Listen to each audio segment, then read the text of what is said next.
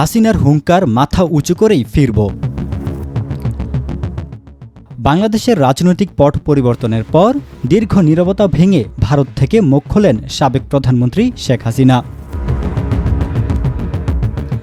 ভারতের প্রভাবশালী সংবাদ মাধ্যম আনন্দবাজারকে দেওয়া এক বিশেষ সাক্ষাৎকারে তিনি তার ভবিষ্যৎ পরিকল্পনা এবং বাংলাদেশের বর্তমান পরিস্থিতি নিয়ে কথা বলেছেন। ছাত্র জনতার গণঅভ্যুত্থান, আওয়ামী লীগের উপর আসা চাপ এবং ভারতের সাথে তার সরকারের দীর্ঘদিনের সুসম্পর্কের নেপথ্যের কারণগুলো বিস্তারিতভাবে ব্যাখ্যা করেছেন তিনি। এই ভিডিওতে আমরা আলোচনা করব শেখ হাসিনার ফিরে আসার সম্ভাবনা, তার দলের বর্তমান অবস্থা এবং আগামী দিনের বাংলাদেশের রাজনীতি কোন দিকে মোড় নিতে পারে।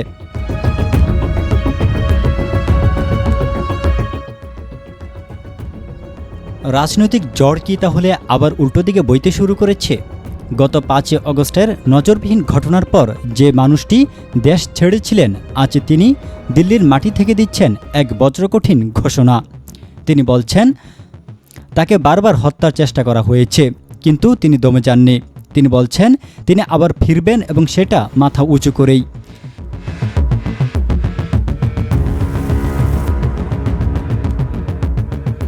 দীর্ঘ নীরবতা ভেঙে কি বলেন শেখ হাসিনা? আওয়ামী লীগের তৃণমূল কর্মীদের জন্য তার বার্তা কী? আর ভারতের সাথে তার যে ঘনিষ্ঠতা নিয়ে এতদিন আলোচনা হয়েছে, সেই সম্পর্কের গভীরতাই বা কতটুকু? আজ আমরা উন্মোচন করব শেখ হাসিনার সাম্প্রতিক সাক্ষাৎকারের আদ্যোপান্ত এবং নেপথ্যের গভীর ভূ রাজনৈতিক সমীকরণ। বাংলাদেশের ইতিহাসে ২০২৪ সালের ৫ আগস্ট একটি অবিস্মরণীয় দিন। দীর্ঘ ১৫ বছরের শাসনের অবসান ঘটিয়ে ছাত্র জনতার তীব্র আন্দোলনের মুখে দেশ ত্যাগ করতে বাধ্য হন শেখ হাসিনা। বর্তমানে তিনি ভারতের রাজধানী দিল্লিতে অবস্থান করছেন। সেখানে বিগত দিনগুলোতে কোনো প্রকাশ্য বিবৃতি না দিলেও সম্প্রতি ভারতের প্রভাবশালী দৈনিক আনন্দবাজারের সাথে তিনি কথা বলেছেন। এই সাক্ষাৎকারে তার প্রতিটি শব্দ ছিল আত্মবিশ্বাস এবং আগামী দিনে দেশে ফেরার এক প্রচ্ছন্ন ইঙ্গিত।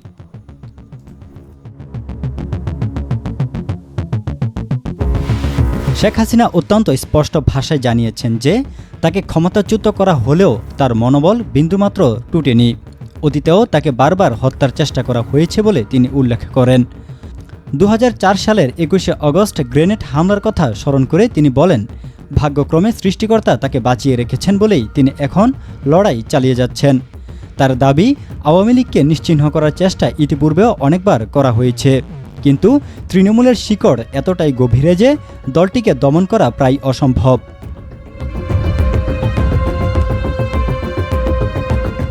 আওয়ামী লীগের ভবিষ্যৎ ও নেতাকর্মীদের প্রতি বার্তা। শেখ হাসিনার বর্তমান রাজনৈতিক পরিস্থিতিকে একটি অস্থায়ী অস্থিরতা হিসেবে দেখছেন। তার মতে আওয়ামী লীগের অসংখ্য নেতাকর্মী এখনও দেশের ভেতরে সক্রিয় রয়েছেন এবং তারা বর্তমান সরকারের কর্মকাণ্ড পর্যবেক্ষণ করছেন। তিনি অভিযোগ করেন যে তার দলের নেতাকর্মীদের উপর অমানবিক হামলা, মামলা এবং নির্যাতন চালানো হচ্ছে, তবুও তারা আন্দোলনের মাঠ ছাড়েনি। বিদেশ অবস্থানরত নেতাকর্মীরা আন্তর্জাতিক মহলে বাংলাদেশের বর্তমান পরিস্থিতি তুলে ধরেছেন বলে তিনি জানান।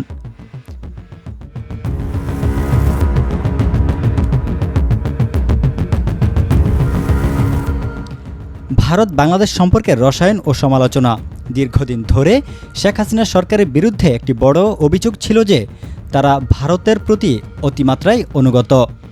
এই সমালোচনার জবাবে শেখ হাসিনা তার সাক্ষাৎকারে বেশ কিছু ঐতিহাসিক চুক্তির কথা মনে করিয়ে দেন।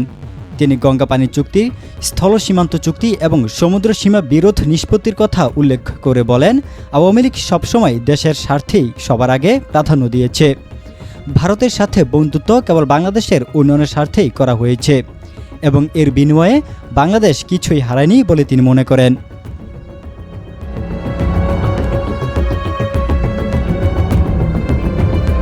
বর্তমান সরকারের চ্যালেঞ্জ ও হাসিনার পর্যবেক্ষণ।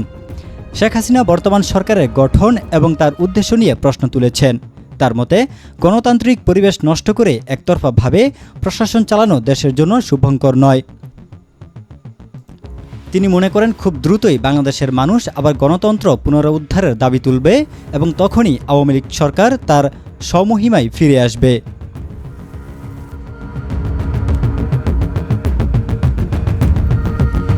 ভূ রাজনৈতিক প্রভাব এবং ভারতের অবস্থান। শেখ হাসিনার ভারতের অবস্থান কেবল একটি মানবিক আশ্রয় নয়, বরং এটি একটি বড় ধরনের রাজনৈতিক বার্তা। ভারত এখনও পর্যন্ত শেখ হাসিনাকে সরকারি অতিথি হিসেবেই সম্মান দিচ্ছে। এর মানে হলো দিল্লির সাথে হাসিনার সম্পর্ক এখনও অটুট। অন্যদিকে বাংলাদেশের বর্তমান সরকারের সাথে দিল্লির সম্পর্ক কিছুটা শীতল। ভবিষ্যতে যদি শেখ হাসিনা রাজনৈতিকভাবে পুনরায় সক্রিয় হন, তবে দক্ষিণ এশিয়ার রাজনীতিতে বড় ধরনের মেনুকরণ হতে পারে।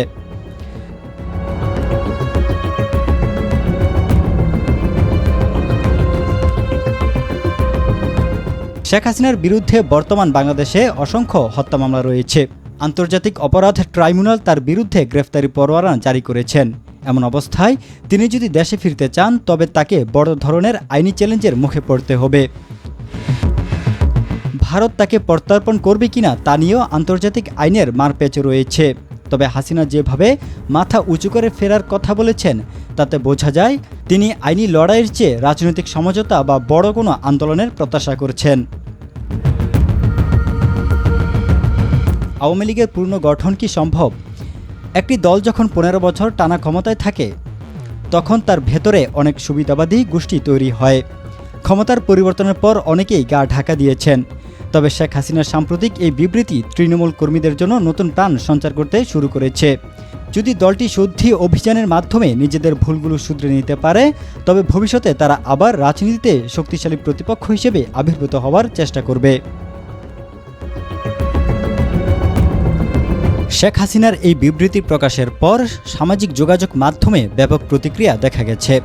তার সমর্থকরা একে আশার আলো হিসেবে দেখছেন এবং দেখা হবে রাজপথে স্লোগানে মুখর হচ্ছে। অন্যদিকে বৈষম্য বিরোধী ছাত্র আন্দোলনের নেতারা এবং সাধারণ ছাত্র জনতা এই বক্তব্যকে প্রহসন হিসেবে আখ্যায়িত করেছেন। তারা বলছেন, যে নেত্রী হাজার ছাত্রের রক্তের বিনিময়ে ক্ষমতা ছেড়েছেন, তার মুখে গণতন্ত্রের কথা মানায় না। অনেকে তাকে বিচারের মুখোমুখি করার দাবি আরও জোরালোভাবে তুলেছেন।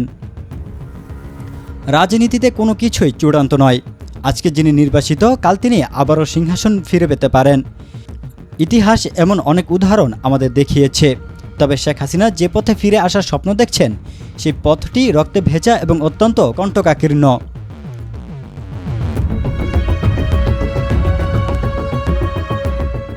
হাজার হাজার প্রাণের বিসর্জন এবং সাধারণ মানুষের পুঞ্জীভূত ক্ষোভ কি তাকে এত সহজেই দেশে ফিরতে দেবে?